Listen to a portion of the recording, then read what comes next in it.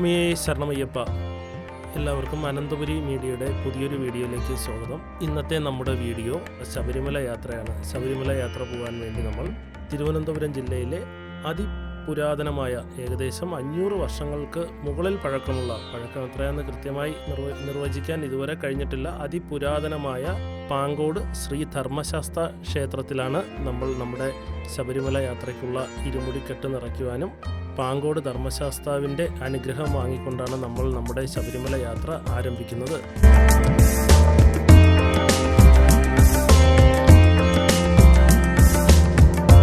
അങ്ങനെ നമ്മൾ അമ്പലത്തിനകത്ത് പ്രവേശിച്ചു. ദേവസ്വം ബോർഡിൻ്റെ പൂജാരി ശ്രീ ഗണേഷ് പോറ്റിയാണ് നമുക്ക് ഇരുമുടിക്കെട്ട് നിറയുമായി ബന്ധപ്പെട്ട കാര്യങ്ങൾ ചെയ്തു തരുന്നത്. വളരെ നല്ല രീതിയിൽ തന്നെയാണ് ഇരുമുടിക്കെട്ട് നിറയ്ക്കുള്ള പൂജകളും മറ്റുള്ള കാര്യങ്ങളും ശ്രീമാൻ ഗണേഷ് പോറ്റി ഞങ്ങൾക്ക് വേണ്ടി ചെയ്തു തന്നത്. അങ്ങനെ ഇപ്പോൾ കണ്ടുകൊണ്ടിരിക്കുന്നത് നമ്മൾ നെയ്ത്തേങ്ങയിൽ നെയ്യെല്ലാം നിറച്ചത് നമ്മുടെ ഇരുമുടിക്കെട്ട് സഞ്ചിയിലേക്ക് നിറയ്ക്കുന്നതാണ്. ആചാരപ്രകാരം ഇരുമുടിക്കെട്ടിൽ വേണ്ട സാധനങ്ങൾ നമ്മുടെ ഇരുമുടി സഞ്ചിയിലേക്ക് നിറച്ചു. എന്നിട്ട് നമ്മൾ ഇരുമുടിക്കെട്ട് പൂജിച്ച് ഇരുമുടിക്കെട്ട് സൈഡിലേക്ക് വെക്കുകയാണ്. ഇനി ഇത് കഴിഞ്ഞിട്ട് മുതിർന്നവർ, അച്ഛനമ്മ അങ്ങനെയുള്ള മുതിർന്നവരുടെ കാൽപാദം തൊട്ട് വന്ദിച്ചതിന് ശേഷം ഇരുമുടിക്കെട്ടും തലയിൽ ഏന്തിക്കൊണ്ടുള്ള മലയാത്രയുടെ തുടക്കമാണ് നമ്മളീ കണ്ടുകൊണ്ടിരിക്കുന്നത്.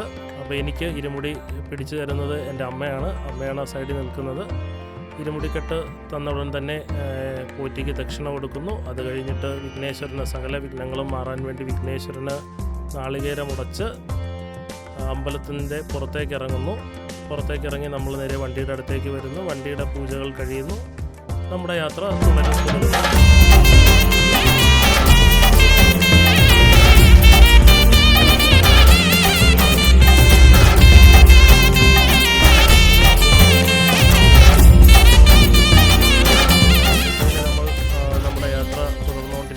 ഇപ്പോൾ നമ്മൾ ഏകദേശം പത്തനംതിട്ട ജില്ലയിലേക്ക് പ്രവേശിച്ചിട്ടുണ്ട്. ഇപ്പോൾ നമ്മൾ പൊയ്ക്കൊണ്ടിരിക്കുന്നത് പത്തനംതിട്ട ജില്ലയിൽ കൂടിയാണ്. ഇപ്പോൾ നമ്മൾ പൊയ്ക്കൊണ്ടിരിക്കുന്നത് ശബരിമലയുടെ തുടക്കം പ്രദേശത്തുകൂടി നമ്മുടെ ഫോറസ്റ്റ് തുടങ്ങുന്നതിന് കുറച്ച് മുമ്പുള്ള സ്ഥലമാണ്.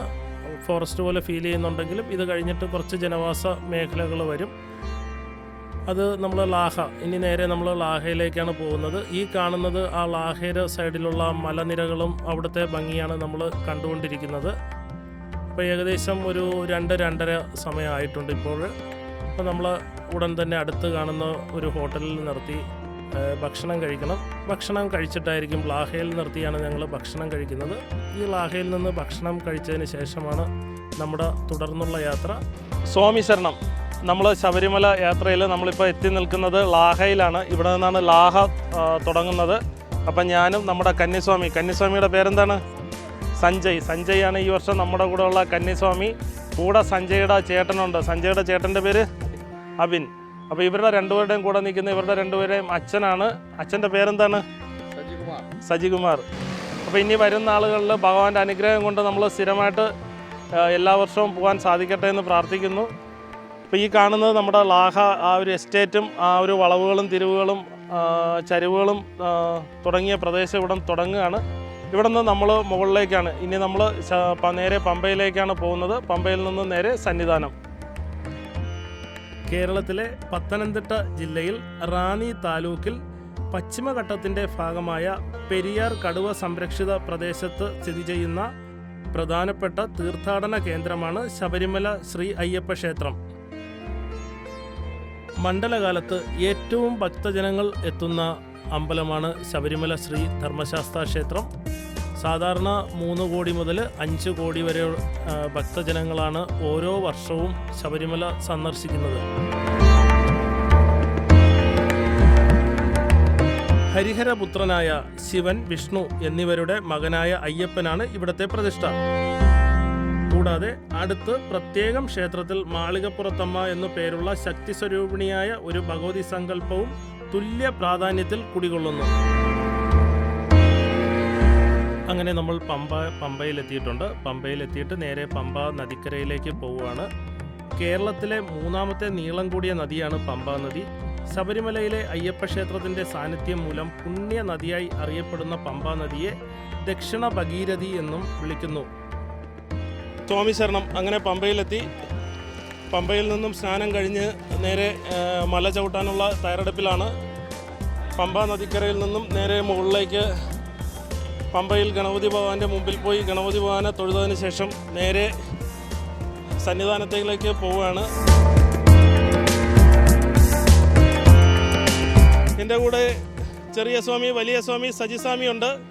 അപ്പോൾ സജിസ്വാമി ഉടനെ ശരണം വിളി തുടങ്ങുന്നതാണ്. സജിസ്വാമി.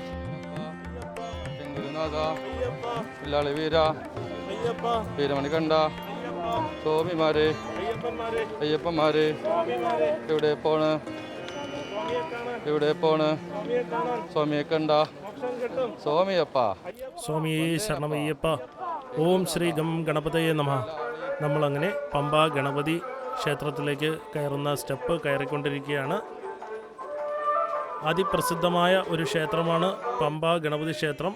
സർവവിഘ്നഹരനായ മഹാഗണപതി മുഖ്യപ്രതിഷ്ഠയായ ഈ ക്ഷേത്രത്തിൽ ഉപദേവതകളായി ശിവൻ, പാർവതി, ശ്രീരാമൻ, ഹനുമാൻ, നാഗദൈവങ്ങൾ എന്നിവർക്കും സന്നിധികളുണ്ട്. ശബരിമല തീർത്ഥാടന വേളയിലെ പ്രധാനപ്പെട്ട ഒരു സങ്കേതമാണ് ഈ ക്ഷേത്രം. അയ്യപ്പ ഭക്തർ നീലിമല കയറുന്നതിന് മുമ്പ് പമ്പ ഗണപതിയെ തൊഴുത് നാളികേരം ഉടയ്ക്കുന്നത് ഒരു ആചാരമാണ്. ശബരിമല ധർമ്മശാസ്ത്ര ക്ഷേത്രത്തിൽ നിന്നും വ്യത്യസ്തമായി ഈ ക്ഷേത്രം എല്ലാ ദിവസവും തുറക്കുന്നു എന്നത് ശ്രദ്ധേയമാണ്. വിനായക ചതുർത്ഥിയാണ് ഈ ക്ഷേത്രത്തിലെ പ്രധാന ആഘോഷം. നമ്മളിപ്പോൾ പമ്പ ഗണപതി ക്ഷേത്രത്തിൽ നിന്നും തേങ്ങ അടിച്ചതിന് ശേഷം നേരെ ശബരിമലയ്ക്ക് മല കയറാനുള്ള തയ്യാറെടുപ്പിലാണ്. മല കയറാൻ വേണ്ടിയുള്ള ആദ്യത്തെ ക്യൂവിലെത്തിയിട്ടുണ്ട്. ഇവിടുന്ന് അത്യാവശ്യം ചെക്കിംഗ് എല്ലാം കഴിഞ്ഞ് മുകളിലേക്ക് കയറാൻ പറ്റുന്നതാണ്. അപ്പം ഞാനൊരു ക്യൂവിലേക്ക്, തിരക്ക് കുറഞ്ഞൊരു ക്യൂവിലേക്ക് കയറുകയാണ്. വലിയ തിരക്കൊന്നുമില്ല. അപ്പോൾ നമ്മളിവിടെ വന്ന സമയത്താണ് ക്യൂവിൽ നിന്ന് അറിയിക്കുന്നത് ഇവിടെ സ്പോട്ട് ബുക്കിംഗ് വേണമെന്ന്.